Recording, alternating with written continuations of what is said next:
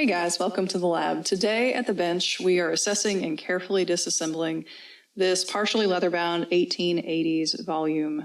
A gentleman brought me this book and he wanted it repaired basically before most people would notice that it needs to be repaired. It has some cracking on the spine at the joint, both at the head and tail. As you can see, the book doesn't open evenly in a fan, so it probably has some preferential openings, and it looks like the spine linings are not doing their job. So those will get replaced while I have access to them when the spine comes off.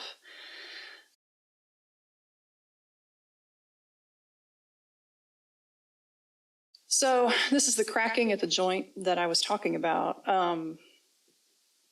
It looks like the leather basically just gave out. Basically, it gets dry and loses its elasticity and flexibility over time. This isn't a mishandling problem or a storage problem necessarily. It's just the leather's old and it cracked. So the spine's really cool. I like it. It's got some nice blind tooling or stamping on it, and this title's in gold, which is always cute. And yeah, this is that leather cracking again, but it's on the back side of the book, at the back cover. I just want to show you real quick the paste down and in sheet. And here is the title page. The book, according to Google Books, is in Norwegian. I had to look that up. And it was printed in Iowa in 1888, which is pretty cool. So as you can see, it's overall in pretty good shape as compared to a lot of books I see. These are nice to work on because basically it's easy for me to address the issues. So I'm going to cut where that leather's broken, actually just past it on the covers on the front and back side. So I've got my straight edge and I'm making sure to line everything up. And a fresh blade on my knife, and I will make several passes carefully just to make sure I'm all the way through the leather.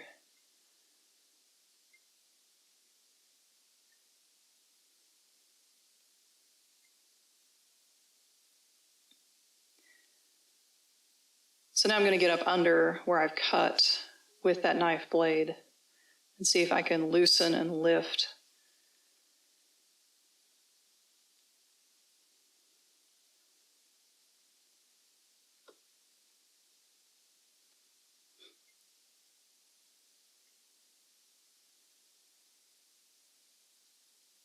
So this starts out pretty reasonably. It's coming loose.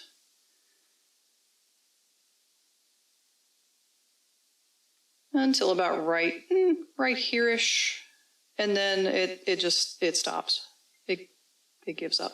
So this is interesting because it means that the glue is actually in fantastic shape on this book, even though it's so old. So I have to try a couple different tools, and I've sped this up significantly. This footage is not at original speed.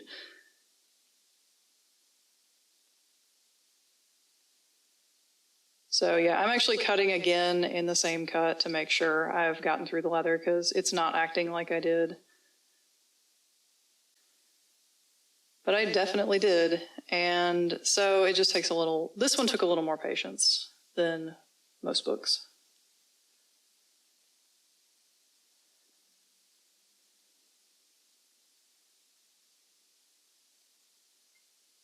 I managed to get this side free.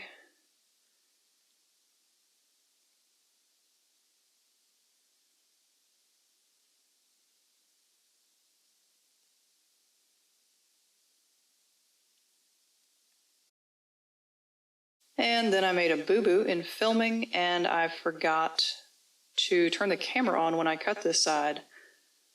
So surprise, like super fast forward, it's already cut. And I'm gonna lift it too. It lifted a lot easier than the first side, which I appreciated.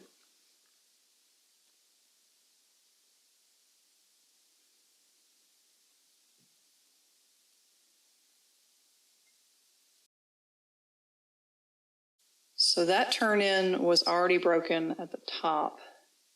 And this turn-in, I will have to actually cut free with scissors.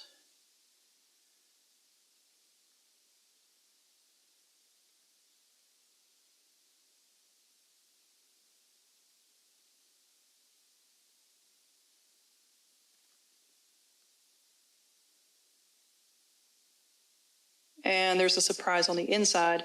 So the original bindery used offcuts or waste paper for the spine lining, which is pretty cool. And I talked to the client about this, and I was basically like, I'm going to photograph it for you because I can try to lift it off, but I can't get up under it with moisture. So I faced that spine lining with another piece of basically long fiber tissue and tried to lift it, and I was not successful. And part of the reason for that was that I was unwilling to risk the sewing on this book, which is underneath that lining. Basically, if you cut the sewing or the sewing supports, like that, you're going to have a bad day because you have to fix that too.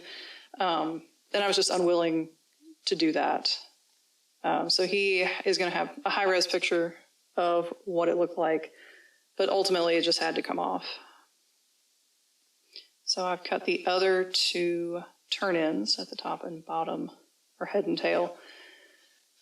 So remove that spine piece, and you can see it's got a paper lining and the turn-ins at the head and tail, and it's pretty cool, so I'm going to set it aside for safekeeping.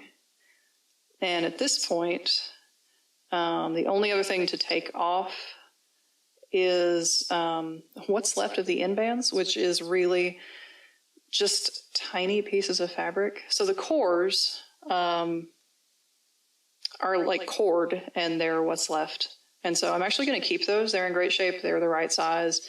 And I'm going to reuse them with new cloth. You'll see in a later video.